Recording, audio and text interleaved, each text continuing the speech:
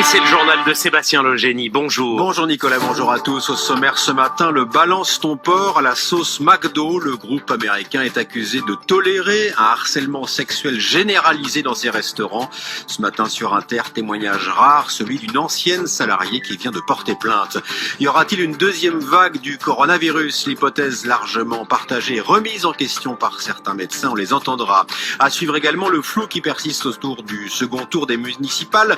Nous y irons voir dans ces pays qui favorisent le vote par correspondance. Le jour sans fin de dizaines de milliers de marins contraints à un isolement forcé dont ils ne voient pas le bout. Et pour terminer, le cocktail livré à domicile quand les bars cherchent par tous les moyens à rouvrir leurs portes. Et au micro de Léa Salamé, à 7h50, dans 20 minutes, c'est aujourd'hui la secrétaire d'État chargée de l'égalité entre les femmes et les hommes et de la lutte contre les discriminations. Marlène Schiappa.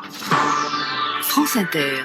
La vague MeToo, Sébastien, déferle sur les restaurants McDonald's. On vous en parlait en début de semaine. Lundi, le géant mondial du hamburger s'est en effet retrouvé poursuivi pour harcèlement sexuel systématique par une coalition internationale de syndicats. Des centaines de plaintes déposées devant l'OCDE dénonçant des commentaires vulgaires, des agressions physiques et des managers trop souvent protégés. Témoignages accablants venant d'Australie, du Brésil, du Royaume-Uni, des États-Unis, mais aussi de la France, comme celui de cette ancienne salariée qui, pour la première fois, a accepté de parler au micro de Claire Chaudière. Parmi les salariés victimes récemment sortis du silence, Jeanne, qui pendant 1 an et demi a repoussé les gestes déplacés et les commentaires sur ses fesses d'un de ses collègues, devenu au fil des mois de plus en plus violent. Il m'a dit je vais te gifler. Sa voix et son prénom ont été modifiés à sa demande. Continue, tu vas voir ce qui va t'arriver. Il me poussait un bout, j'en pouvais plus. Il y avait 3 filles avant moi, pour vous dire que je suis sa 4e victime. À nous toutes, la directrice avait répondu la même chose, que ceci n'était que des chamailleries. Le turnover, la précarité des équipières, mais aussi les locaux conduisent à des situations de harcèlement et à des contacts physiques non consentis, explique Myriam